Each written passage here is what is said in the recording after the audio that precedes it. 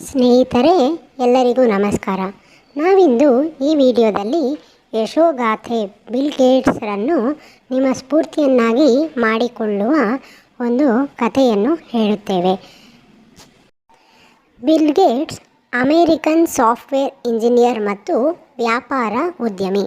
ಅವರು 1975ರಲ್ಲಿ ತಮ್ಮ ಸ್ನೇಹಿತ ಪಾಲ್ ಆಲೆನ್ ಅವರೊಂದಿಗೆ ಮೈಕ್ರೋಸಾಫ್ಟನ್ನು ಸಹ ಸಂಸ್ಥಾಪಿಸಲು ಸೇರಿಕೊಂಡಾಗ ಶ್ರೇಷ್ಠತೆಯತ್ತ ತಮ್ಮ ಪ್ರಯಾಣವನ್ನು ಪ್ರಾರಂಭಿಸಿದರು.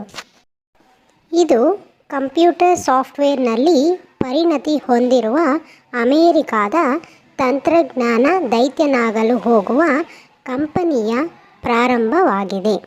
ಆದರೂ ಬಿಲ್ ಗೇಟ್ಸ್ನ ಯಶಸ್ಸು ಒಂದು ಫ್ಲೂಕ್ನಿಂದ ದೂರವಿತ್ತು. ಇದು ವರ್ಷಗಳ ನಿರಂತರ ಹೋರಾಟ ಮತ್ತು ಹಲವಾರು ಹಿನ್ನಡೆಗಳ ಫಲಿತಾಂಶವಾಗಿದೆ. ನಾವು ಈ ವಿಡಿಯೋದಲ್ಲಿ ಬಿಲ್ ಗೇಟ್ಸರ ಸ್ಫೂರ್ತಿದಾಯಕ ಮತ್ತು ಪ್ರೇರಕ ಯಶಸ್ಸಿನ ಕಥೆಯ ಬಗ್ಗೆ ತಿಳಿದುಕೊಳ್ಳೋಣ. ನಾವು ಅವರ ಪ್ರಯಾಣವನ್ನು ರೂಪಿಸಿದ ಪ್ರಮುಖ ಕ್ಷಣಗಳನ್ನು ಬಿಚ್ಚಿಡುತ್ತೇವೆ. ಮೈಕ್ರೋಸಾಫ್ಟ್ನಲ್ಲಿ ಅವರ ಗಮನಾರ್ಹ ಸಾಧನೆಗಳನ್ನು ವಿಭಜಿಸುತ್ತೇವೆ ಮತ್ತು ಅವರ ಶ್ರೇಷ್ಠತೆಯ ಅನ್ವೇಷಣೆಯಲ್ಲಿ ಅವರ ಬೆಂಬಲ, ಕುಟುಂಬ, ಅವರ ಹೆಂಡತಿ ಮತ್ತು ಮಕ್ಕಳು ನಿರ್ಣಾಯಕ ಪಾತ್ರವನ್ನು. ಚಿಕ್ಕ ವಯಸ್ಸಿನಲ್ಲಿ ಬಿಲ್ ಗೇಟ್ಸ್ ಕಂಪ್ಯೂಟರ್ ಮತ್ತು ಪ್ರೋಗ್ರಾಮಿಂಗ್ನಲ್ಲಿ ಆಳವಾದ ಆಸಕ್ತಿಯನ್ನು ಬೆಳೆಸಿಕೊಂಡರು.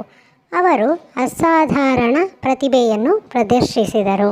ವಿಶೇಷವಾಗಿ ಗಣಿತ ಕ್ಷೇತ್ರದಲ್ಲಿ ಈ ಸಹಜವಾದ ಉತ್ಸಾಹ ಮತ್ತು ಕೌಶಲ್ಯವು ಅವರ ಭವಿಷ್ಯದ ಪ್ರಯತ್ನಗಳಿಗೆ ಅಡಿಪಾಯವನ್ನು ಹಾಕಿತು. ಬಿಲ್ ಗೇಟ್ಸ್ ಅವರ ಪ್ರಯಾಣವು ಕೇವಲ ಆರ್ಥಿಕ ಯಶಸ್ಸಿನ ಕಥೆಯಲ್ಲ. ಇದು ನಿರಂತರ ಕಲಿಕೆ, ನಾವೀನ್ಯತೆ ಮತ್ತು ಹೊಂದಾಣಿಕೆಯ ನಿರೂಪಣೆಯಾಗಿದೆ.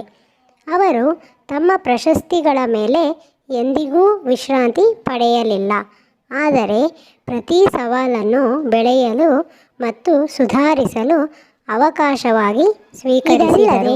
ಪ್ರತಿ ವಿಜಯಶಾಲಿ ವ್ಯಕ್ತಿಯ ಹಿಂದೆ ದೃಢವಾದ ಬೆಂಬಲ ವ್ಯವಸ್ಥೆಯು ಅಸ್ತಿತ್ವದಲ್ಲಿದೆ.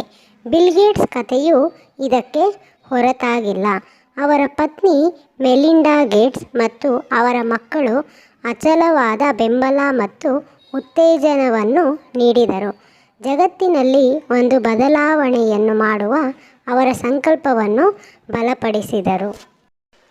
ಒಟ್ಟಾಗಿ ಅವರು ಬಿಲ್ ಮತ್ತು ಮೆಲಿಂಡಾ ಗೇಟ್ಸ್ ಫೌಂಡೇಶನ್ ಅನ್ನು ಸ್ಥಾಪಿಸಿದರು. ಇದು ಜಾಗತಿಕ ಲೋಕೋಪಕಾರಿ ಶಕ್ತಿ ಕೇಂದ್ರವಾಗಿದ್ದು, ಒತ್ತುವ ಜಾಗತಿಕ ಸವಾಲುಗಳನ್ನು ಎದುರಿಸಲು ಮತ್ತು ಜೀವನವನ್ನು ಸುಧಾರಿಸಲು ಮೀಸಲಾಗಿರುತ್ತದೆ. ಆದ್ದರಿಂದ ನಾವು ಬಿಲ್ ಗೇಟ್ಸ್ ಅವರ ಗಮನಾರ್ಹ ಜೀವನ ಮತ್ತು ಸಾಧನೆಗಳ ಮೂಲಕ ಈ ಪ್ರಯಾಣವನ್ನು ಪ್ರಾರಂಭಿಸಿದಾಗ ಅವರ ಕಥೆಯಿಂದ ನಾವು ಸ್ಫೂರ್ತಿ ಪಡೆಯೋಣ. ಇದು ಅವರ ಕನಸುಗಳನ್ನು ಅನುಸರಿಸುವವರಿಗೆ ಭರವಸೆಯ ದಾರಿದೀಪವಾಗಿ ಕಾರ್ಯನಿರ್ವಹಿಸಲಿ ಮತ್ತು ಸ್ಥಿತಿಸ್ಥಾಪಕತ್ವ, ದೃಷ್ಟಿ ಮತ್ತು ಶ್ರೇಷ್ಠತೆಯ ಅಚಲ ಅನ್ವೇಷಣೆಯ ಮೂಲಕ ಯಶಸ್ಸನ್ನು ಸಾಧಿಸಬಹುದು ಎಂಬುದನ್ನು ನಮಗೆ ನೆನಪಿಸಲಿ. ಬಿಲ್ ಗೇಟ್ಸ್ನ ಯಶೋಗಾಥೆಯು ಕೇವಲ ಒಬ್ಬ ಮನುಷ್ಯನ ಶ್ರೀಮಂತಿಕೆಯ ಆರೋಹಣದ ಕಥೆಯಲ್ಲ.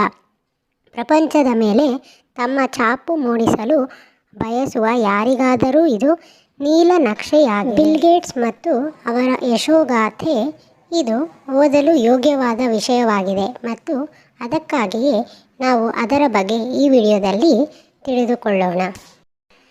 ಬಿಲ್ ಗೇಟ್ಸ್ ವಿಶ್ವದ ಅತಿ ದೊಡ್ಡ ಸಾಫ್ಟ್ವೇರ್ ಕಂಪನಿಯಾದ ಮೈಕ್ರೋಸಾಫ್ಟ್ನ ಸಹ ಸಂಸ್ಥಾಪಕ, ಜೊತೆಗೆ ಪ್ರಾಯೋಜಕ ಮತ್ತು ಪ್ರೋಗ್ರಾಮರ್. ಅವರು ವಿಶ್ವದ ಅತಿ ದೊಡ್ಡ ಸಾಫ್ಟ್ವೇರ್ ಕಾರ್ಪೊರೇಷನ್ ಅನ್ನು ಸ್ಥಾಪಿಸಿದ್ದರು.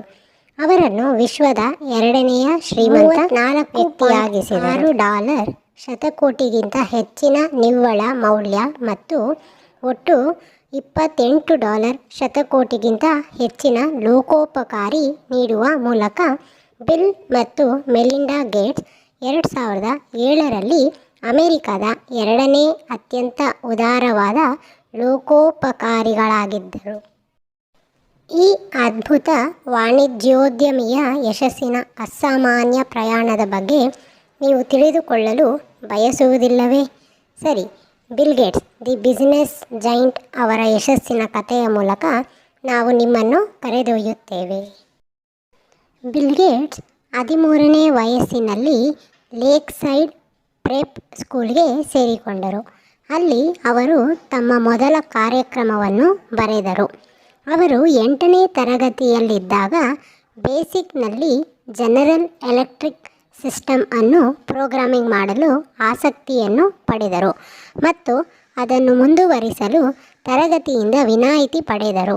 ಇದರ ಪರಿಣಾಮವಾಗಿ ಗೇಟ್ಸ್ ತನ್ನ ಮೊದಲ ಕಾರ್ಯಕ್ರಮವನ್ನು ಜನರಲ್ ಕಂಪ್ಯೂಟರ್ ಯಂತ್ರದಲ್ಲಿ ಕಾರ್ಪೊರೇಷನ್ನ PDP-10 ವ್ಯವಸ್ಥೆಯಲ್ಲಿನ ದೋಷಗಳನ್ನು ಗುರುತಿಸಲು ಅವರು ಸಹಕರಿಸಿದಾಗ ಅವರು ಶಾಲೆಯಲ್ಲಿ ಪಾಲ್ ಆಲೆನ್ ಅವರನ್ನು ಭೇಟಿಯಾದರು. ಕಂಪ್ಯೂಟರ್ ಸಮಯ ಮತ್ತು ರಾಯಲ್ಟಿಗೆ ಬದಲಾಗಿ ಗೇಟ್ಸ್, ಪಾಲ್ ಮತ್ತು ಇತರ 2 ವಿದ್ಯಾರ್ಥಿಗಳು ಮಾಹಿತಿ ವಿಜ್ಞಾನಕ್ಕಾಗಿ ವೇತನದಾರರ ಸಾಫ್ಟ್ವೇರನ್ನು ರಚಿಸಿದರು.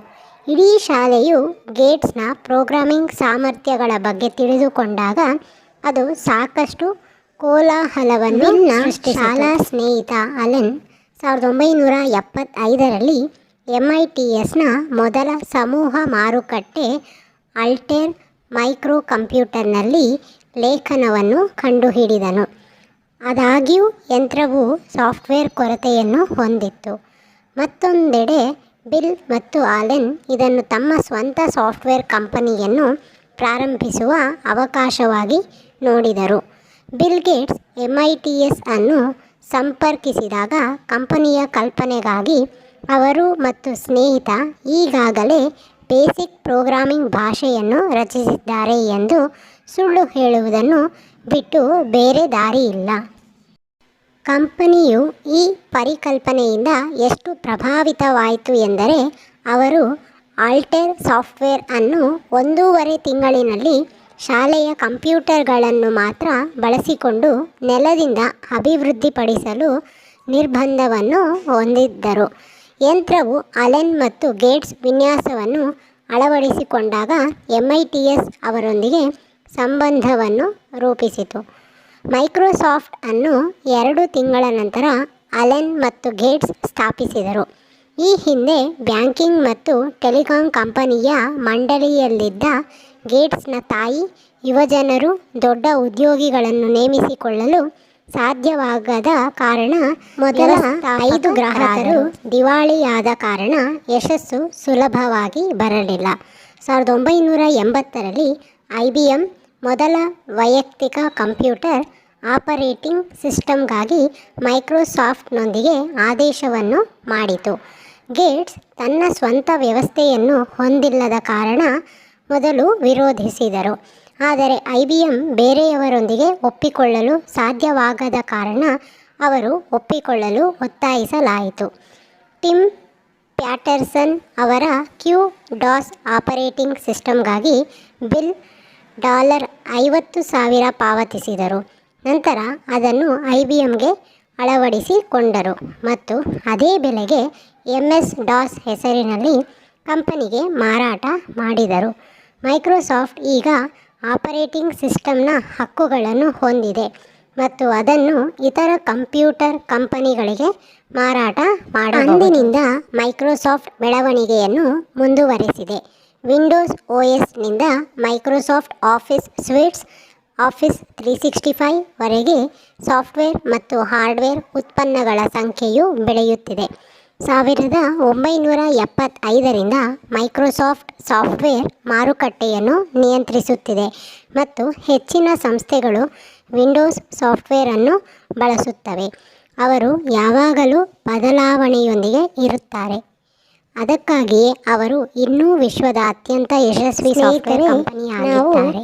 ಬಿಲ್ ಗೇಟ್ಸ್ ಯಶಸ್ಸಿನ ಕಥೆಯಿಂದ ಕಲಿಯಬೇಕಾದ ಪಾಠಗಳು ಏನೆಂದರೆ, ಬಿಲ್ ಗೇಟ್ಸ್ ಯಶಸ್ಸನ್ನು ಸಾಧಿಸುವಲ್ಲಿ ನಿರ್ಣಯ, ಕಠಿಣ ಪ್ರಯತ್ನ, ಸಹಕಾರ, ಅಭ್ಯಾಸ ಮತ್ತು ನಿರ್ಧಾರಗಳ ಪ್ರಾಮುಖ್ಯತೆಯನ್ನು ಪ್ರದರ್ಶಿಸುತ್ತಾರೆ. ನೀವು ಯಶಸ್ವಿಯಾಗಿದ್ದರೂ ಅಥವಾ ವಿಫಲವಾಗಿದ್ದರೂ ಮರಳಿ ಪಡೆಯಲು ಮತ್ತು ಮತ್ತೆ ಪ್ರಯತ್ನಿಸಲು ಹಿಂಜರಿಯದಿರಿ. ಹಣದ ಕೊರತೆಯಿಂದಾಗಿ ಗೇಟ್ಸ್ಗೆ ಹಿಂದೆ ಉದ್ಯೋಗಿಗಳನ್ನು ನೇಮಿಸಿಕೊಳ್ಳಲು ಸಾಧ್ಯವಾಗಲಿಲ್ಲ. ಆದರೆ ಈಗ $90.6 ಶತಕೋಟಿ ನಿವ್ವಳ ಮೌಲ್ಯವನ್ನು ಹೊಂದಿದ್ದಾರೆ ಮತ್ತು ವಿಶ್ವದ 2ನೇ ಶ್ರೀಮಂತ ವ್ಯಕ್ತಿಯಾಗಿ ಯಶಸ್ವಿ ಜೀವನವನ್ನು ನಡೆಸುತ್ತಿದ್ದಾರೆ. ಸ್ನೇಹಿತರೆ, ನಿಮಗೆಲ್ಲ ಈ ವಿಡಿಯೋದಲ್ಲಿ ಬಿಲ್ ಗೇಟ್ಸ್ ಅವರ ವ್ಯಕ್ತಿತ್ವ ಹಾಗೂ ಅವರು ಪಟ್ಟಿರುವ ಕಷ್ಟದ ಬಗ್ಗೆ ತಿಳಿದುಕೊಂಡಿದ್ದೀರಾ. ಈ ವಿಡಿಯೋ ನಿಮಗೆಲ್ಲ ಇಷ್ಟವಾದರೆ ದಯವಿಟ್ಟು